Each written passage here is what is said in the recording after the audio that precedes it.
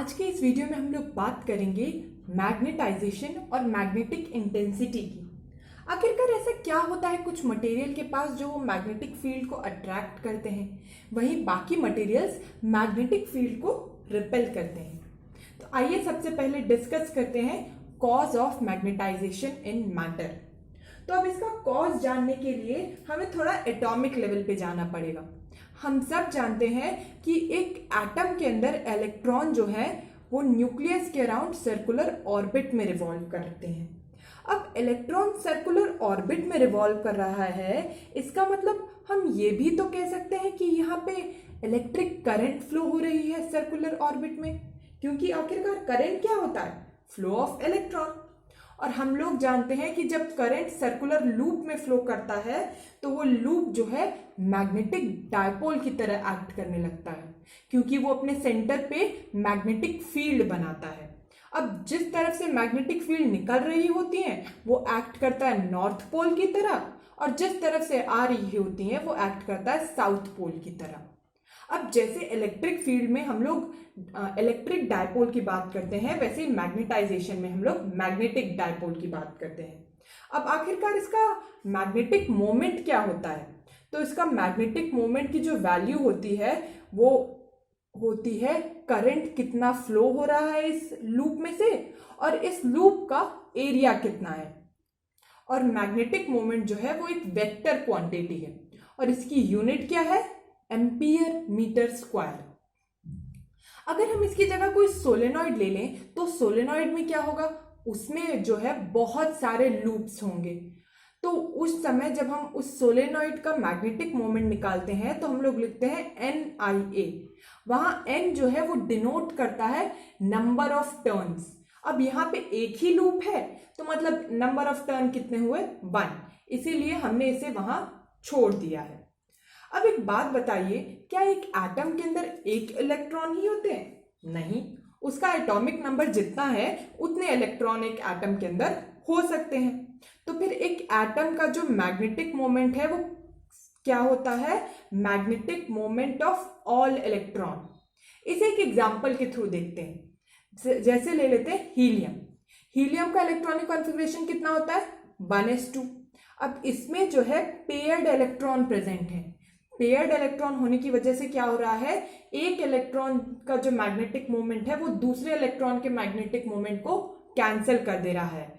Magnetic moment एक vector quantity है। अब एक का इस डायरेक्शन में, एक का इस डायरेक्शन में, नेट मैग्नेटिक मोमेंट इसका एक एटम का है वो 0 होता है मैग्नेटिक मोमेंट। अब वहीं दूसरा एग्जांपल ले लेते हैं, जैसे कि ऑक्सीजन का। ऑक्सीजन का जब आप लोग इलेक्ट्रॉनिक कॉन्फ़िगरेशन देखेंगे तो जानेंगे कि उसके अंदर जो है अनपेयर्ड इलेक्ट्रॉन प्रेजेंट होते हैं। अब अनपेयर्ड इलेक्ट्रॉन है मतलब यहाँ पे इनका मैग्नेटिक मोमेंट कैंसिल नहीं हो रहा है। अगर मैग्नेटिक मोमेंट कैंसिल नहीं हो रहा है तो एक एटम के पास कुछ नेट मैग्नेटिक मोमेंट है, और इसीलिए यहाँ पे ये एटॉमिक डायपोल की तरह एक्ट करते हैं। अब एक मटेरियल बताइए, एक मटेरियल के अंदर क्या केवल एक एटम होता है? नहीं, हजारों लाखों करोड़ों एटम होते हैं। तो जब हम कोई मटेरियल लेते हैं ऐसा, तो उसमें हर एटम जो है एटॉमिक डायपोल की तरह एक्ट करता है, लेकिन जो जितने भी एटम हैं वो रैंडमली ओरिएंटेड है, कोई इस डायरेक्शन में, कोई उस डायरेक्शन में, कोई इस डायरेक्शन में, जिसकी वजह से नेट मैग्नेटिक मोमेंट इस पूरे मटेरियल का 0 है। पहले केस में हमने देखा एटॉमिक डायपोल फॉर्म नहीं हो पाए। जब एटॉमिक डायपोल फॉर्म हुए किसी किसी मटेरियल में तो उनके रैंडम ओरिएंटेशन के कारण नेट मैग्नेटिक मोमेंट पूरे मटेरियल का अभी भी 0 है। लेकिन अगर मैं इस मटेरियल को मैग्नेटिक फील्ड में रख दूं तो क्या होगा? तो होगा क्या? इसके अंदर जो एटॉमिक डायपोल है उनके ऊपर फोर्स लगेगी, और जिसकी वजह से वो अलाइन हो जाएंगे मैग्नेटिक फील्ड। अब आगे बढ़ने से पहले हमें 2 टर्म जान लेने चाहिए, वो है मैग्नेटाइजेशन वेक्टर और मैग्नेटिक इंटेंसिटी। अब आखिरकार मैग्नेटाइजेशन वेक्टर क्या है? मैग्नेटाइजेशन वेक्टर मतलब आपसे कोई बोल दिया गया कि ये इतना वॉल्यूम दे दिया गया, अब मुझे बताओ इतने वॉल्यूम के अंदर कितना नेट मैग्नेटिक मोमेंट है। उसी को हम लोग बोलते हैं magnetization vector, net magnetic moment per unit volume. और इसकी एसआई यूनिट क्या है? Ampere metre inverse.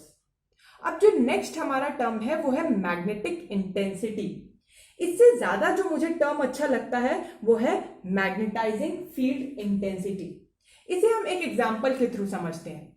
जैसे कि ये हमने दो मैग्नेट ले लिए, ये इसका नॉर्थ पोल और ये इधर साउथ पोल। तो बीच में क्या प्रेजेंट होगा? बीच में प्रेजेंट होगा मैग्नेटिक फील्ड। अब एक बात बताइए, अगर इस मैग्नेटिक फील्ड के अंदर मैं कोई एटॉमिक डायपोल रखती हूं तो अब क्या होगा? ये एटॉमिक डायपोल अलाइन होगा।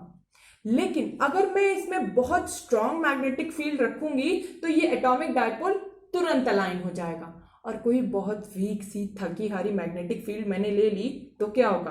क्या पता ये एटॉमिक डायपोल अलाइन ही ना हो।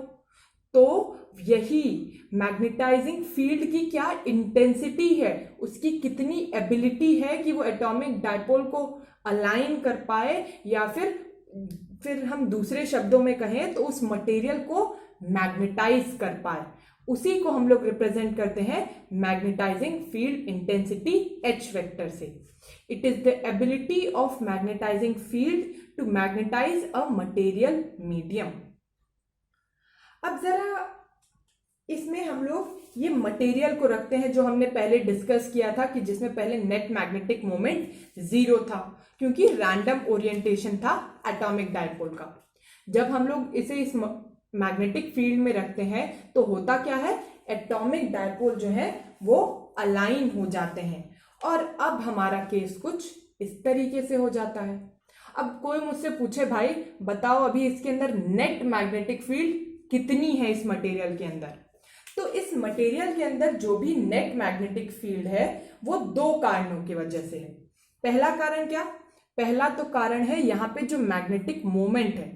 पहले तो रैंडम ओरिएंटेशन के कारण मैग्नेटिक मोमेंट 0 था, लेकिन अब ये जो सारे एटॉमिक डायपोल है वो एक डायरेक्शन में अलाइन हो गए हैं। तो अब इस मटेरियल के पास कुछ नेट मैग्नेटिक मोमेंट है, मतलब यहाँ पे इसके अंदर जो मैग्नेटिक फील्ड है वो डायरेक्टली प्रोपोर्शनल है मैग्नेटाइजेशन वेक्टर के।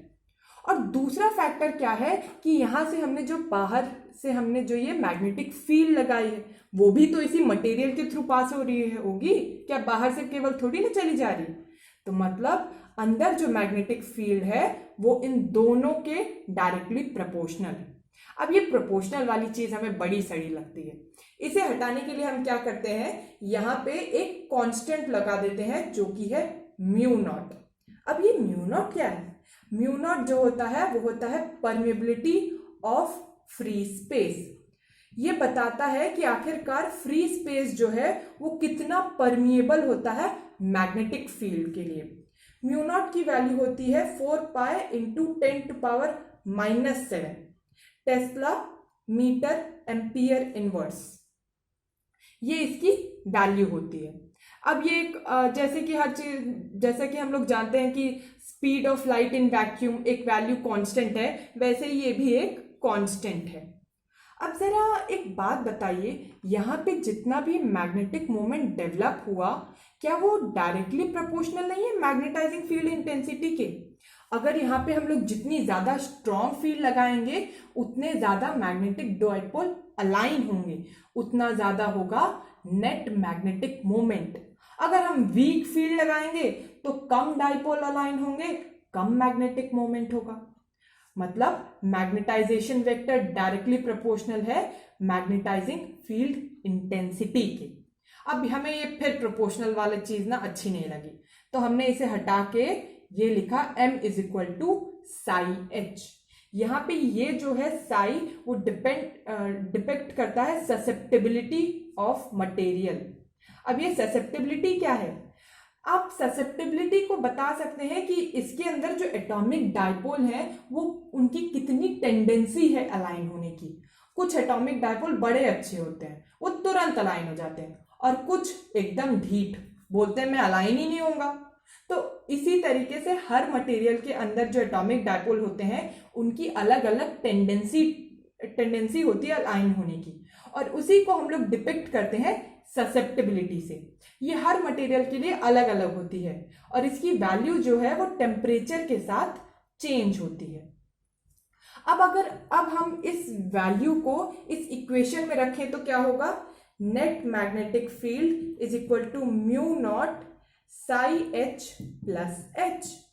अब हम लोग यहां से एच कॉमन निकाल सकते हैं तो क्या होगा, mu naught 1 plus psi H. ये हो गई नेट मैग्नेटिक फील्ड इस मटेरियल के अंदर। अब जरा एक केस देखते हैं।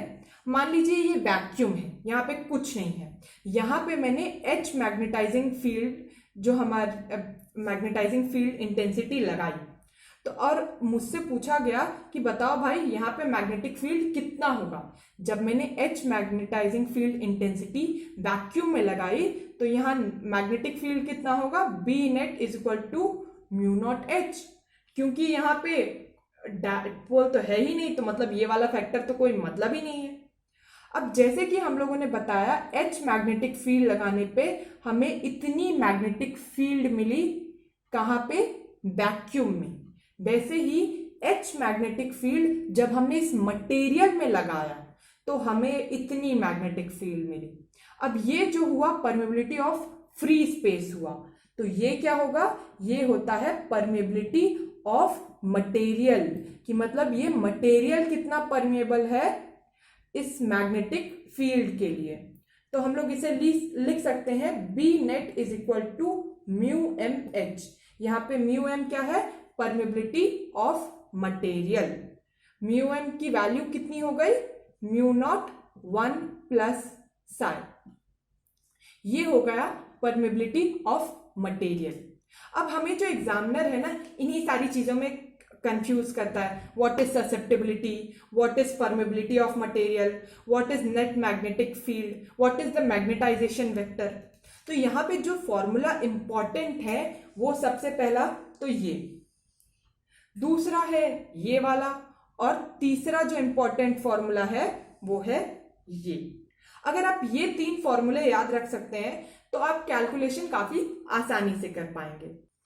तो आइए अब डिस्कस कर लेते हैं एक क्लोजली रिलेटेड टर्म जो है कि है रिलेटिव परमेबिलिटी। अब ये किस चिड़िया का नाम आ गया, तो अब इससे उससे कंपेयर कर सकते हैं जैसे कि हमारे माँ बाप को होती है ना, हमको हमारे दोस्तों से कंपेयर करने की आदत। देखो कुछ सीखो अपने दोस्त से, कितना पढ़ता है और एक तुम नालायक। उसी तरीके से हम लोग को भी किसी भी मटेरियल जो हमें मिलता है उसकी परमेबिलिटी को वैक्यूम की परमेबिलिटी से कंपेयर करने की आदत होती है।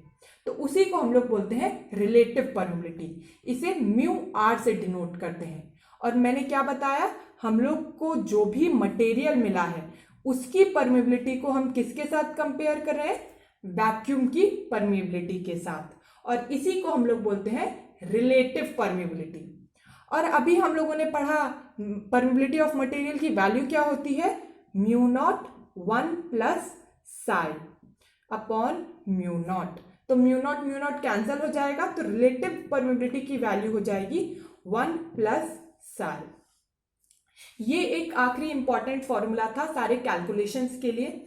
अब जितने भी एग्जाम्स होते हैं, नीट हो गया या बोर्ड के एग्जाम्स हो गए, हमें इसी सारी चीज़ों में कंफ्यूज किया जाता है। रिलेटिव परमेबिलिटी कितना है, परमेबिलिटी ऑफ मटेरियल कितना है, आखिरकार नेट मैग्नेटिक फील्ड कितना है, इसी पे घुमा घुमा के ना सारे सवाल पूछे जाते हैं।